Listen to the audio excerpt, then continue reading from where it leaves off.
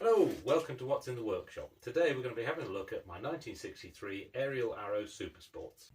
And here it is. It's a 250cc two-stroke twin. This being the Super Sports model is 20 horsepower. Its styling was quite unlike anything else from the era. This came along in the late 50s when BSA Triumph were doing traditional 250cc for the learner market, and they would usually be a single cylinder four-stroke with a conventional frame.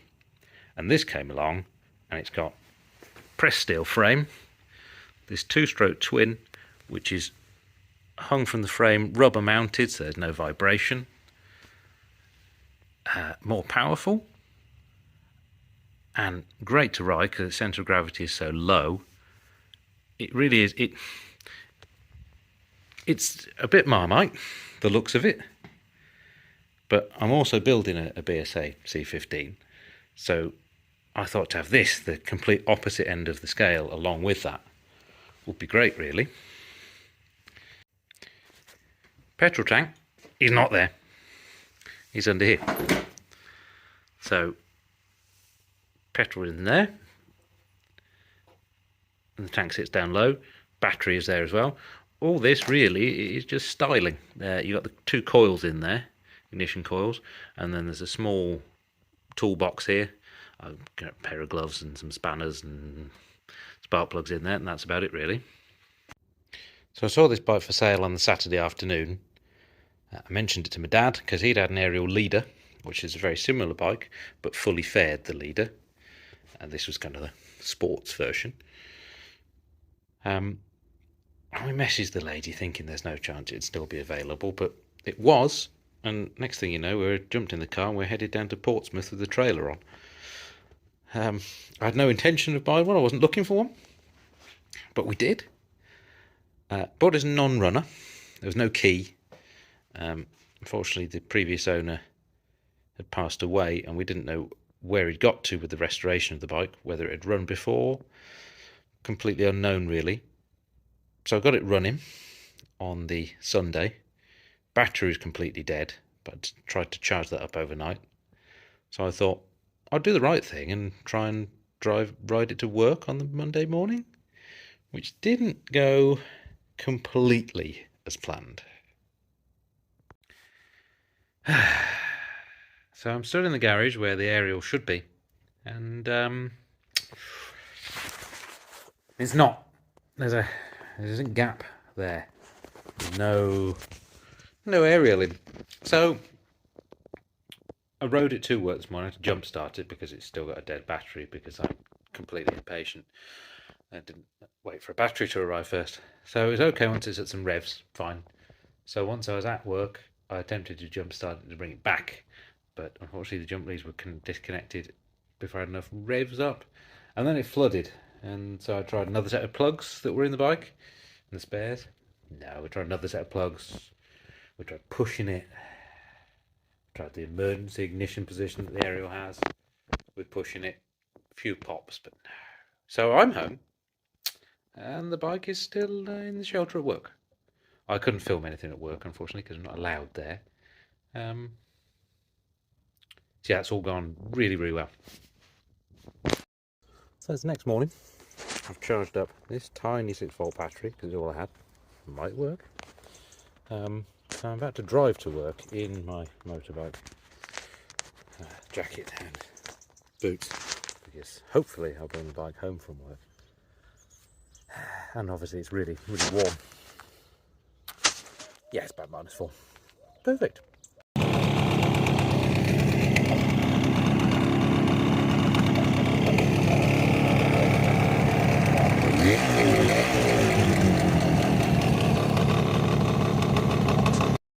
So, well, there you can see it was running all right when I got home.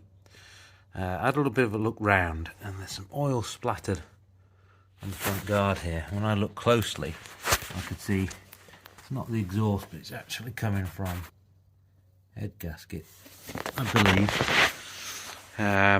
So I just got that first head loosened off now.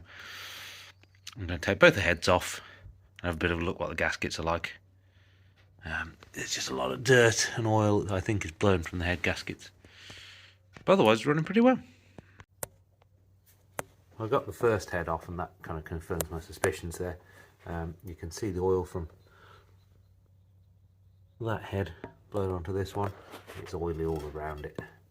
I'll have another look at the heads once they're both off, but yeah. Well, now I've got them off.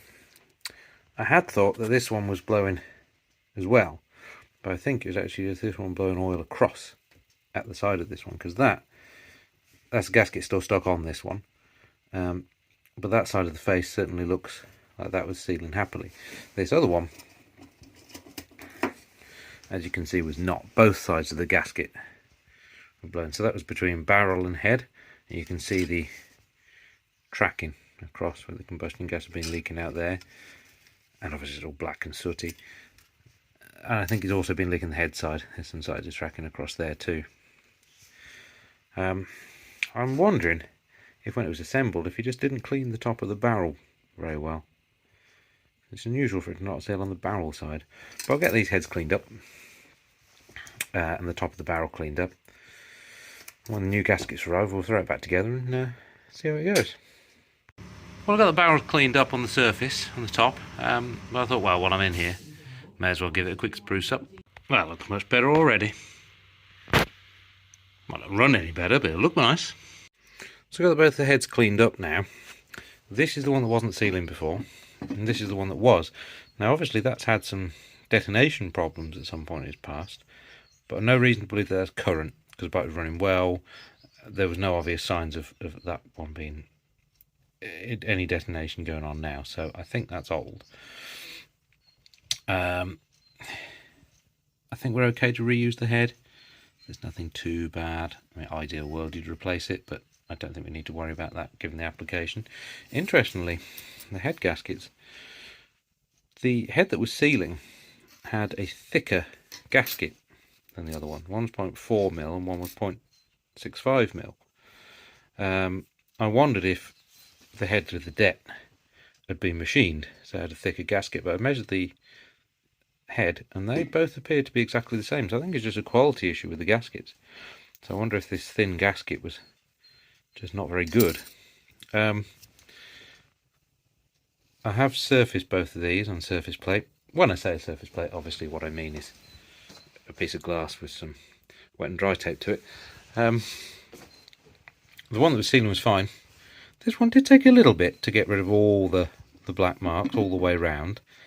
So it wasn't quite flat. So that might help. But I think probably mostly, I reckon it's a poor quality gasket. So hopefully my new ones will be decent when they arrive. Yeah, so ready to go back on really. A little bit, I got them as clean as I could. I like to aqua blast them really and get them really nice.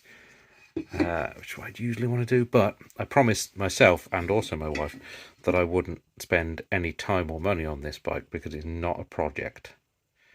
This doesn't count as working on it, I've decided. So yeah, I can't really aqua blast these because I'll be breaking my own rules. I'm doing as little as possible on the bike just to get it usable again. For now, until I've finished all my many other projects, and then maybe I can do some more, but yeah. For now, that's as clean as we can get them. Got the new gaskets. They're significantly thicker than either of the old gaskets.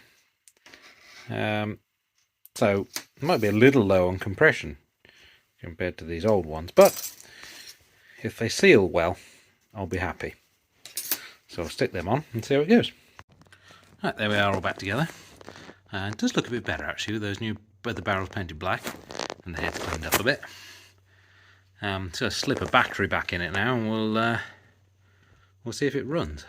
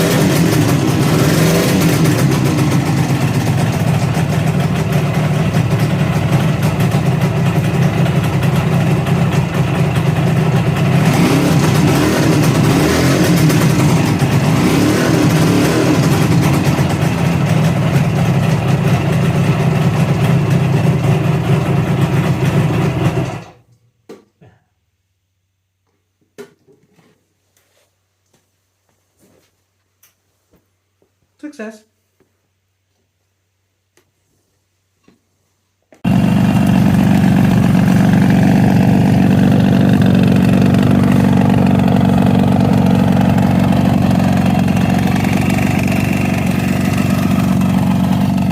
So there you have it. It's now a runner. Still a bit more work to do. Developed a little bit of a rattle and an oil leak. Don't think the rattle is anything too major. It feels like something loose.